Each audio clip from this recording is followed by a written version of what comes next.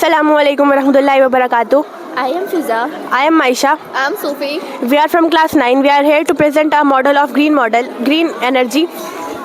Green energy का मतलब होता है क्लीन और इको फ्रेंडली एनर्जी जो कि हमें नेचर से मिलती है, जैसे सोलर, वाटर, बायोमास और एयर से। और बेनिफिट ये होता है कि पॉल्यूशन कम रहता है और एनवायरनमेंट साफ़ हो जाता है। फॉसिल फ्यूल से पॉल्यूशन और ग्लोबल वार्मिंग बढ़ती है, मगर ग्रीन एनर्जी से कार्बन इमिशंस कम रहते हैं। आजकल इंडिया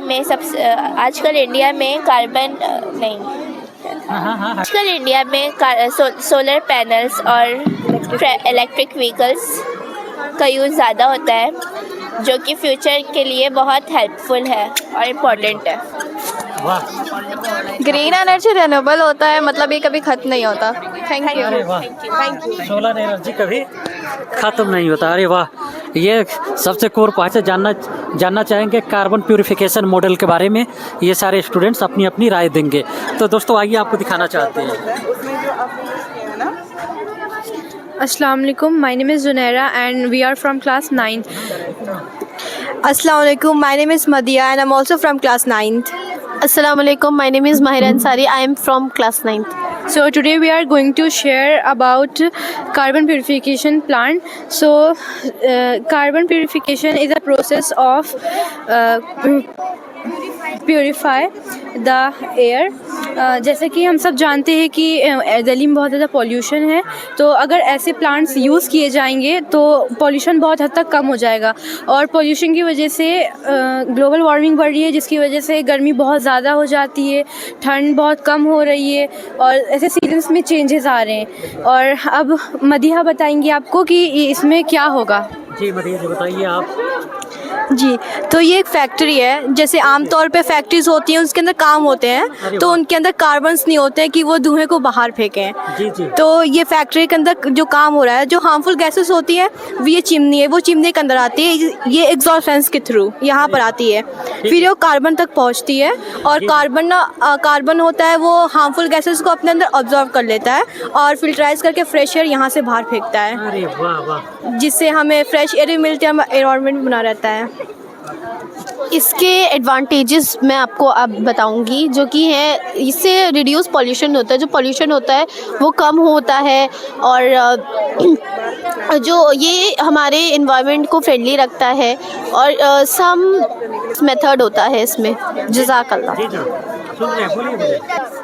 ये चीज़ें होती हैं जो एडवांटेजेस होते हैं इस चीज़ के। और ये यूज़ ऑफ कार्बन प्यूरिफिकेशन जो होते हैं, एयर प्यूरीफायर में यूज़ होता है, वाटर प्यूरीफाई करता है उनमें यूज़ होता है, air purifier, water purifier, gas mask होते हैं, इंडस्ट्रियल पॉल्यूशन कंट्रोल करता है। और एक चीज़ और होती है, वो होता है कि वेस्ट वाटर ट्रीटमेंट भी होता है।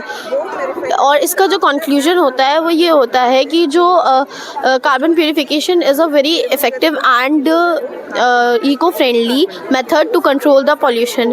अगर हम इसे प्रॉपरली यूज़ करेंगे तो हमारे जो दिल्ली का, जैसे आजकल बहुत ज़्यादा पॉल्यूशंस हो रहे हैं, वो अगर हम इसे यूज़ किया जाए, ऐसी चीज़ों को यूज़ किया जाए, तो इससे जो पॉल्यूशन होता है वो हमारे इंडिया का पॉल्यूशन बहुत अच्छा होगा। जज़ाकल्लाह। अरे वाह, आप लोग और कुछ बोलना चाहेंगे? लीजिए। हाँ, इसका जो मेन रोल है ना, वो एक्टिवेटेड कार्बन है, जो इस हवा को फिल्टराइज कर रहा है और इस चिमनी के थ्रू बाहर फेंक रहा है। तो हम ये चाहते हैं कि जो भी फैक्ट्रीज यूज़ हो रही है ना, उसके अंदर एक्टिवेटेड कार्बन का ना यूज़ किया जाए, ताकि उससे हमें फ्रेश एयर मिल सके। Very good, thank you. आप लोग बहुत नॉलेजेबल है, वेरी नाइस। चाहेंगे कि आज को और जो सूखा पड़ रहा है और जो नेचुरल डिजास्टर काफ़ी बड़े पैमाने पे हो रहा है, तो ये सारे स्टूडेंट्स आपको इनके बारे में बताएंगे, जिन्होंने काफ़ी मेहनत से बनाया है। प्लीज़ आप लोग बताइए। अस्सलाम वालेकुम, I am शिजा Malik, class 9th। ये हमने नेचुरल डिज़ास्टर बनाया है जो कुदरत की तरफ से होता है। मतलब ये वोल्केनो है, ये टोर्नेडो है, और ये सुनामी, और ये डॉट। अब तो बता लो। जो हमने ये नेचुरल डिज़ास्टर बनाया है, जैसे टॉर्नेडो, अर्थक्वेक, सुनामी, वोल्केनो और ड्रॉट। टॉर्नेडो बहुत सी चीज़ों की वजह से आता है। जैसे जब वार्म विंड्स और कोल्ड विंड्स जब आपस में मिल जाती हैं तब टॉर्नेडो बनती हैं। ये सारी विंड्स को मिलकर एक टॉर्नेडो बनता है। इससे बहुत सारे डैमेजेस होते हैं।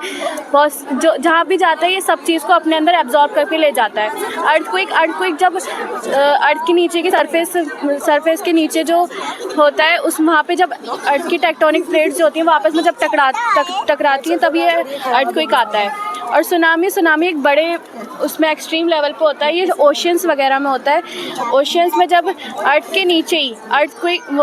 ओशियंस के नीचे जब अर्थक्वेक आता है और वॉल्केनिक इरप्शन होते हैं तब सुनामी आती है। और वॉल्केनिक इरप्शन जब अर्थ के नीचे वो गैसेस के एक्सचेंज होती है और हीट होती है और हाई टेम्परेचर होता है तब वॉल्केनिक इरप्शन होता है। वॉल्केनिक इरप्शन का एक एग्जांपल ले सकते हैं जैसे सोडा बॉटल को हम जब शेक करते हैं तब उसमें बहुत ज़्यादा प्रेशर बन जाता है।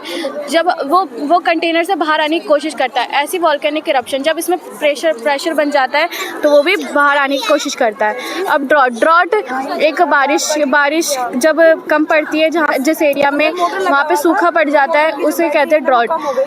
ये बहुत से एरिया में जैसे गुजरात, राजस्थान और महाराष्ट्र ऐसे एरिया में ये ड्रॉट पड़ता है। Thank you so much. तो